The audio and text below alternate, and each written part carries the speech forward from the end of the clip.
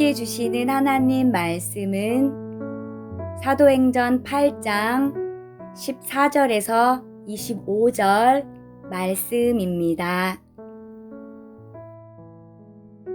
예루살렘에 있는 사도들이 사마리아도 하나님의 말씀을 받았다함을 듣고 베드로와 요한을 보내매 그들이 내려가서 그들을 위하여 성령 받기를 기도하니 이는 아직 한 사람에게도 성령 내리신 일이 없고 오직 주 예수의 이름으로 세례만 받을 뿐이더라. 이에 두 사도가 그들에게 안수하매 성령을 받는지라.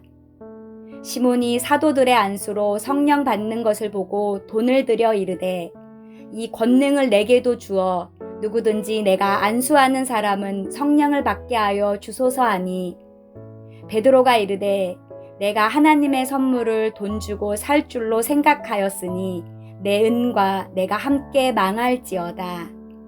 하나님 앞에서 내 마음이 바르지 못하니 이 도에는 내가 관계도 없고 분깃될 것도 없느니라. 그러므로 너의 약함을 회개하고 주께 기도하라. 혹 마음에 품은 것을 사하여 주시리라. 내가 보니 너는 악독이 가득하며 불의에 매인 바 되었도다. 시몬이 대답하여 이르되 나를 위하여 주께 기도하여 말한 것이 하나도 내게 임하지 않게 하소서 하니라. 두 사도가 주의 말씀을 증언하여 말한 후 예루살렘으로 돌아갈새 사마리아인의 여러 마을에서 복음을 전하니라.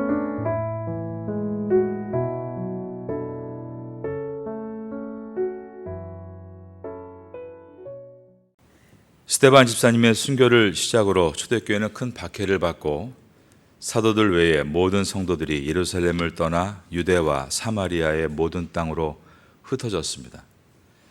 그러나 성도들은 절망하거나 낙심하는 대신 어디에 있든지 만나는 사람들에게 예수 그리스도의 복음을 전했습니다. 위에 있는 4절입니다. 그 흩어진 사람들이 두루다니며 복음의 말씀을 전할세. 그중 초대교회가 세운 7 집사 중에 한 분인 빌립 집사님은 사마리아 성에 들어가 복음을 전했습니다. 5절입니다. 빌립이 사마리아 성에 내려가 그리스도를 백성에게 전파하니 그러자 사마리아 성에 표적이 일어나고 큰 기쁨이 임했습니다. 6절에서 8절 말씀입니다. 무리가 빌립의 말도 듣고 행하는 표적도 보고 한 마음으로 그가 하는 말을 따르더라. 많은 사람에게 붙었던 더러운 귀신들이 크게 소리를 지르며 나가고 또 많은 중풍병자와 못 걷는 사람이 나으니 그 성에 큰 기쁨이 있더라. 이 사역의 소식은 예루살렘에 있는 사도들에게로 들어갔습니다. 이제 오늘 본문의 첫 절인 사도행전 8장 14절을 보겠습니다. 예루살렘에 있는 사도들이 사마리아도 하나님의 말씀을 받았다함을 듣고 베드로와 요한을 보내매 예루살렘에 있는 사도들이 사마리아도 하나님의 말씀을 받았다. 이 뜻은 설마 사마리아 그곳에서 하나님의 말씀이 받아들여졌는가에 대한 의아함을 말하고 있습니다. 사실 사도행전 7장에서 스데반 집사님의 순교 이후에 예루살렘 교회의 분위기는 매우 어려웠습니다. 우리가 망한 것이 아닌가 그런 생각을 분명 했을 것입니다. 사도들을 제외한 모든 교인들은 다 흩어지고 사도들은 박해를 피해 다니며 흩어진 성도들을 돌보고 있는데 이 사마리아에서 한 소식이 들린 것입니다.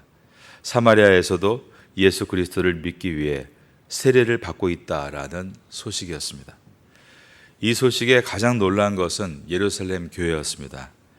예수님은 오직 성령이 임하시면 예루살렘과 온 유대와 그리고 사마리아와 땅끝까지 이르러 내 증인이 되리라 라고 하셨지만 설마 이렇게 빨리 이렇게 폭풍과 같이 자기들 눈앞에 현실로 닥쳐올 것이라고 생각하지 못했던 것입니다. 1980년대 말에 베를린 장벽이 무너질 때 사람들이 다 놀랐습니다. 1991년에 곧 이어서 소련이 무너질 때도 사람들이 놀랐습니다. 사실 공산권 선교를 위해 30년 이상 기도했지만 이렇게 순식간에 우리 눈앞에서 베를린 장벽이 무너지고 이어서 곧바로 소련이 무너지리라고는 상상하지 못했던 것입니다. 교회가 마음의 준비를 하지 못했던 때였습니다. 우리가 늘 통일을 얘기하지만 당장 내일 38선이 무너진다고 생각해 보십시오. 큰 충격을 받을 것입니다. 예루살렘 교회가 그런 충격을 받은 것입니다. 정말 사마리아에도 복음이 임했단 말인가? 얼마나 놀랐는지 예루살렘 교회가 최고의 지도자인 베드로와 요한을 사마리아로 보냅니다. 진짜인지 가서 검증을 해달라고 사도들을 보낼 만큼 이것은 매우 큰 사건이었습니다. 이처럼 성령의 역사는 항상 우리의 고정관념과 상식을 깨버립니다. 바람같이, 불같이 성령의 역사가 시작되면 정말로 불가능해 보이는 것이 한순간에 이루어지게 되는 것입니다. 사마리아의 성령 사건이 터지는데 15절과 16절을 보면 상당히 당혹스럽습니다. 15절을 보겠습니다. 그들이 내려가서 그들을 위하여 성령 받기를 기도하니 이는 아직 한 사람에게도 성령 내리신 일이 없고 오직 주 예수의 이름으로 세례만 받을 뿐이더라. 이것을 어떻게 해석해야 되는가?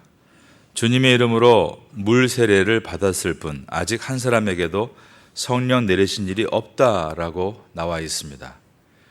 마치 예수님과 성령님이 갈라진 것처럼 느끼는 구절입니다.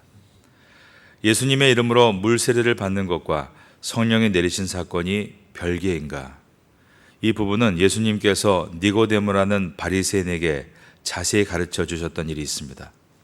어떻게 해야 구원을 얻을 수 있습니까? 라는 니고데모의 질문에 예수님은 요한복음 3장 5절에서 진실로 진실로 내게 이르노니 사람이 물과 성령으로 나지 아니하면 하나님의 나라에 들어갈 수 없다라고 말씀하셨습니다.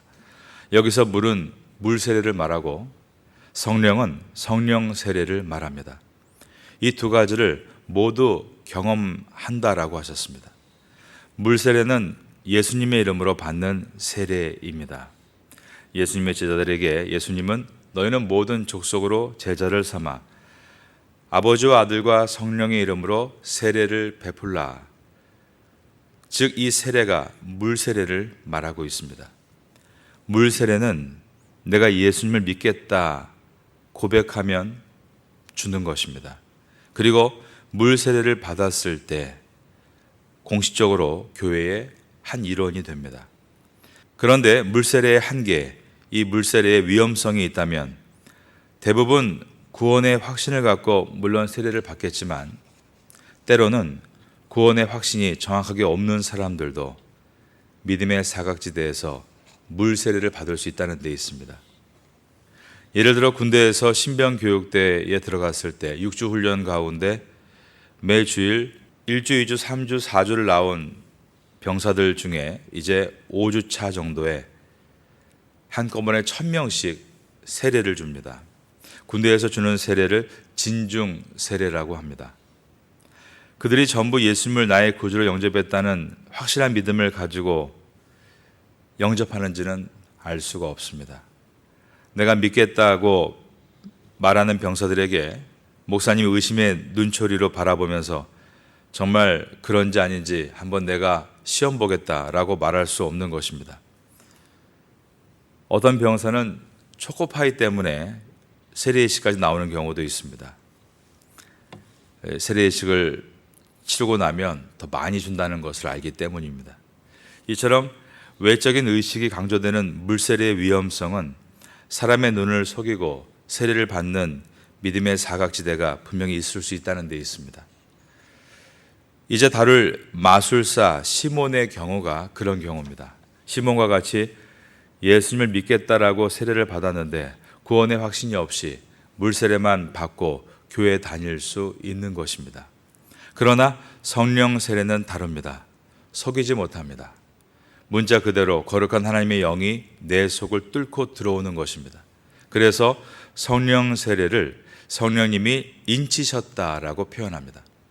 그러므로 성령 세례란 내가 하나님의 자녀라는 불같은 확신이 내 속에 들어오는 것을 뜻합니다.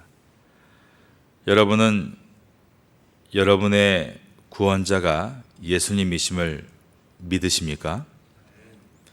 그것이 분명히 내 안에 믿음으로 정착되어 있다면 성령 세례를 받으신 것입니다. 내가 교회에 다니는 어느 순간에 내가 정말 죄인인 것을 깨닫고 회개하고 예수님을 나의 마음에 영접했을 때 예수님이 나의 구원자가 분명하시다는 그 확신, 그리고 나서 인격적으로 주님을 만나는 것, 이것이 성령 세례인 것입니다. 물 세례 전에 성령 세례가 먼저 임할 수도 있습니다.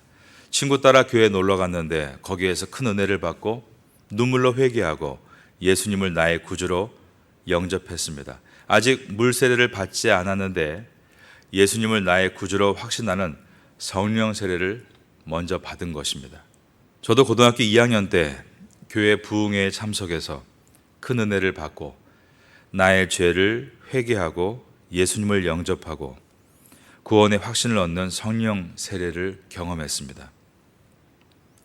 이처럼 성령 세례는 구원의 확신과 연결되어 있습니다. 성령 세례가 있은 다음에는 성령 충만이 이어집니다. 저는 1년 뒤에 고등학교 3학년 여름 수련회 때 큰 성령의 뜨거운 충만을 경험했습니다. 그리고 대학교 1학년 때 여름 수련회 때는 그보다 더 뜨거운 성령의 충만을 경험했습니다. 그런데 정작 저는 물 세례를 대학교 2학년 때 받았습니다. 이처럼 물 세례 전에 구원의 확신, 즉 성령 세례가 먼저 임할 수 있습니다. 혹은 함께 올 수도 있습니다. 공식적인 세례 의식과 함께 내가 구원받았다는, 이제는 주님을 위해 살겠다는 영적인 감동이 같이 오는 경우입니다. 저희 교회는 파테아라는 해양 도시의 성격을 가지고 세례를 그냥 물을 머리에 적시는 점례가 아니라 물속에 잠겼다 나오는 침례로 거행을 합니다. 그런데 그 자리에서 구원의 큰 감격과 확신을 얻는 성령 세례가 임할 때가 있습니다. 그래서 세례 예식이 있는 날 많이 기도하고 또 교회의 성가대도 함께 동참하고 여러 성도님들이 함께 가서 이 예식에 참여하는데, 그 이유는 마가의 다락방과 같이 성령의 강력한 임재가 임하는 시간이 되기 위해, 중보하기 위해서입니다. 특별히 사도들이 이 사마리아에 와서 안수를 했을 때 성령 세례가 임했다라는 것은 이것이 시대적으로 상징성을 보여주고 있습니다. 오순절에 마가의 다락방에 임했던 성령 강림 사건은 역사적으로 한 번의 사건입니다. 즉 최초라는 뜻입니다. 그전엔 성령 사건이 없었죠. 사마리아도 마찬가지입니다. 유대인과 사마리아는 굉장히 사이가 안 좋았고, 특별히 유대인들은 사마리아 사람들을 생각할 때 그들은 구원을 받지 못하고 하나님께 버림받은 민족이라고 생각했습니다. 그러므로 그 구원이 사마리아인에게 정말 임하는가에 대해서 확인이 필요했고, 베드로와 요한 최고의 지도자들이 가서 안수할 때 성령이 임하게 하신 이유는 이것이 이제 이방인에게도 복음이 임하는 최초의 사건이다를 보여주시기 위해서 하나님이 그와 같이 사도들을 통해 공식적으로 안수할 때 성령이 임하게 하신 것입니다. 그런데 이러한 성령의 역사가 강력하게 일어나면 누가 따라붙습니까? 마귀가 항상 따라붙습니다.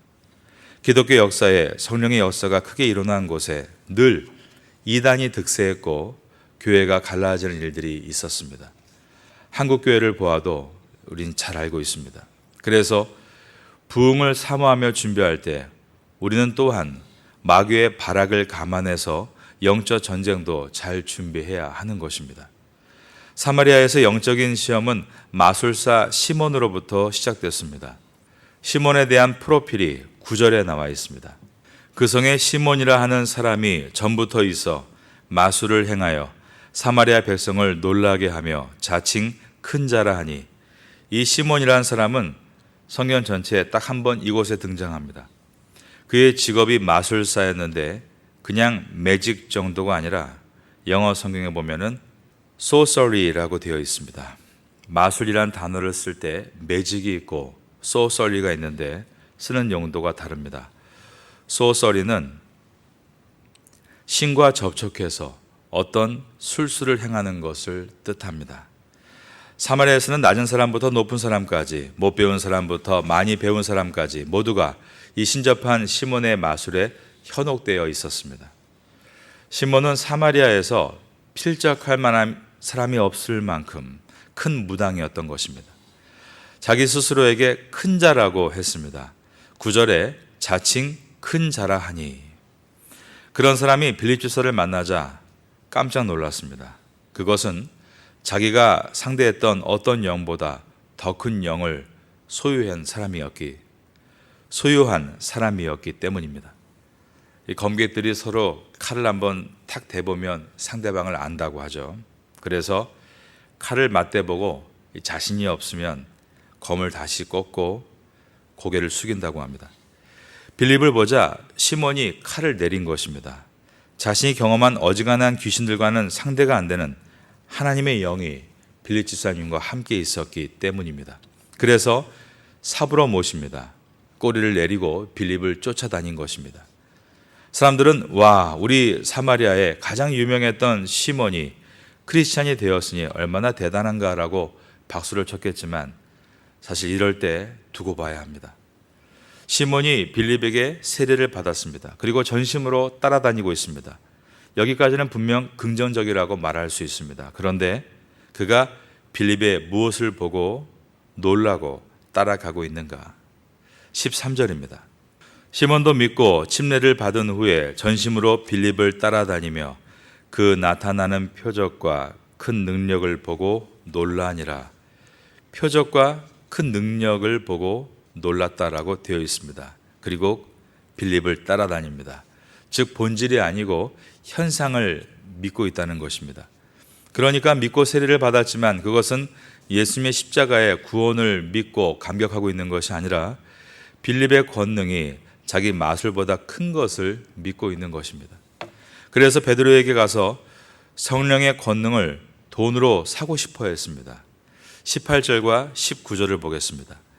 시몬이 사도들의 안수로 성령 받는 것을 보고 돈을 들여 이르되 이 권능을 내게도 주어 누구든지 내가 안수하는 사람은 성령을 받게 하여 주소서 하니, 빌립을 보고도 놀랐는데 빌립의 스승인 베드로가 와서 기도할 때 성령이 임하고 방언이 터지고 능력이 일어나는 것을 보자 야, 이것이 장사가 되겠구나. 왕 스승님 앞에 찾아가서 그 권능을 내게 팔라라고 한 것입니다.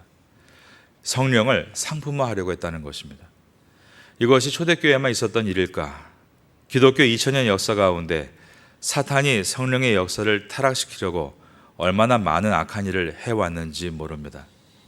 우리나라도 마찬가지고 미국에서도 특별히 텔레비전 이벤젤리즘이라고 하죠. 80년대 기독교 채널이 수십 개가 TV에 올라왔고 복음을 전했지만 사실 물건도 많이 팔았습니다. 생활용품, 가전용품. 이걸 사면 이걸 공짜로 주겠다. 심지어 30불 이상을 보내주면 이름을 적어 특별 기도를 해주겠다. 그렇게 돈을 거머쥔 자들이 호화 주택과 요트와 심지어 전용 비행기와 그리고 주식에까지 손을 대며 불을 거머쥔 그러한 타락한 목회자들이 많이 있었습니다. 지금도 영어에서 시몬, 이 사이몬은 오늘 사도행전의 이 이름 때문에 성직 매매, 돈으로 하나님의 직분을 사는 행위를 말할 때 사용되어집니다. 하나님의 거룩한 일을 돈으로 타락시키는 일이 2000년 교회 역사 속에 했던 마귀의 일입니다. 우리가 꼭 기억해야 할 것이 있습니다. 교회 이름으로 돈벌이를 해서는 안 됩니다. 성령의 이름으로 명성과 인기를 얻으려고 해서는 안 되는 것입니다. 하나님은 우리의 예배의 대상이시지 돈벌이의 도구가 아니십니다. 교회는 항상 헌신적으로 남을 도와야 하고 손해를 봐야 하고 이익을 얻어서는 안 되는 것입니다. 그런데 사탄은 교묘하게 만몬의 영으로 미혹합니다. 물질주의 방식을 주입합니다. 처음에는 모두가 분명 순수하게 시작했을 텐데 만몬의 유혹, 물질주의 방식에 묶여 타락하고 마는 것입니다. 그렇게 되면 헌금 많이 내는 사람에게 싫은 설교를 못하게 됩니다. 남북전쟁 때 남부에 있었던 교회들의 설교를 모아서 논문을 출간했습니다. 그 내용에 보면 남부전쟁 전에 노예들을 가득 데리고 있는 이 농장주가 있는 남부에서 남부교회 목사 가운데 노예 제도가 잘못됐다라고 말한 설교가 한 편도 없습니다. 그러면 당장 교회 문을 닫아야 되기 때문입니다. 그래서 그 논문들은 남부전쟁의 비극은 목회자의 비극에서 나왔다라는 결론이 내려집니다. 얼마나 많은 기독교 교회가, 기독교 단체가 물질의 유혹에 넘어지는지 모릅니다. 여러분, 파테아 선교교회가 물질로 넘어지지 않도록 늘 기도해 주시기를 바랍니다. 디모데전서 6장 10절에 이렇게 기록되어 있습니다. 돈을 사랑함이 일만하게 뿌리가 되나니 이것을 탐내는 자들은 미혹을 받아 믿음에서 떠나 많은 근심으로써 자기를 찔렀도다. 하나님은 돈을 사랑하는 자에게 결코 하나님의 일을 맡기지 않으십니다. 20절과 21절입니다. 베드로가 이르되 내가 하나님의 선물을 돈 주고 살 줄로 생각하였으니 내 은과 내가 함께 망할지어다. 하나님 앞에서 내 마음이 바르지 못하니 이 도에는 내가 관계도 없고 분깃될 것도 없느니라. 하나님은 돈을 사랑하는 자에게 결코 주님의 일을 맡기지 않으신다는 것을 베드로가 말하고 있습니다. 시몬은 이 빌릭 집사님 사역팀에서 분명히 인지도가 많아서 안내팀장을 했을지도 모릅니다. 하지만 베드로가 그의 모든 직분을 다 내려놓게 만듭니다. 당신 사역할 수 없습니다. 아무리 당신이 유명하고 지위가 있어도 당신은 교회에서 일할 수 없습니다. 라고 말한 것입니다. 베드로는 지금은 당신이 일할 때가 아니고 회개하고 돌아와야 될 때입니다. 라고 강력하게 질책을 합니다. 22절입니다. 그러므로 너의 이 악함을 회개하고 주께 기도하라. 혹 마음에 품은 것을 사하여 주시리라. 여기서 회개란 단어는 믿지 않는 사람에게 하는 단어입니다. 즉 그가 다시 처음부터 시작해야 한다고 말한 것입니다. 23절에 내가 보니 너는 악독이 가득하며 불의에 매인 바 되었도다. 너는 죄의 노예구나 라고 말한 것입니다. 그러면 이때 시몬은 엎드려서 회개해야 할 텐데 그는 회개하는 대신에 뭐라고 말했는가? 24절에 보면 방금 말한 그러한 재앙이 내게 없게 해달라고 말하고 있습니다. 시몬이 대답하여 이르되 나를 위하여 주께 기도하여 말한 것이 하나도 내게 임하지 않게 하소서 하니라. 시몬은 거듭나지 못한 사람입니다. 칼빈은 교회를 얘기할 때 눈에 보이는 교회와 눈에 보이지 않는 교회가 있다라고 말했습니다. 1000명의 교인이 있다고 했을 때 1000명 모두가 성령으로 거듭난 사람인가? 순교자 저스틴에 따르면 이 사이먼은 사마리아의 기타 출신으로 애굽에 건너가 철학과 마술을 배웠다라고 기록합니다. 그래서 시몬에게 마술사를 의미하는 마고스라는 별명을 붙여 부르기도 했다라고 되어 있습니다. 이레니우스의 주장에 의하면 시몬은 영지주의의 창시자로 알려져 있습니다. 또 외경인 베드로 행전이라는 책에 보면 시몬이 로마에 있는 기독교인들을 거짓 가르침으로 타락시킨 자다라고 묘사되어 있습니다. 이 모든 이야기들이 다 사실이라고 고정할 수는 없지만 시몬이 초대교회에 상당한 악영향을 계속 미쳤다라는 것입니다. 사도 바울의 모든 편지에 영지주의가 나타납니다. 그런데 거기에 중심에 이 시몬이 있다라는 것입니다. 교회에서 은혜 받지 못하면 이러한 일들이 발생합니다. 교회를 어지럽히고 계속해서 은혜로 나가는데 방해가 되는 것입니다.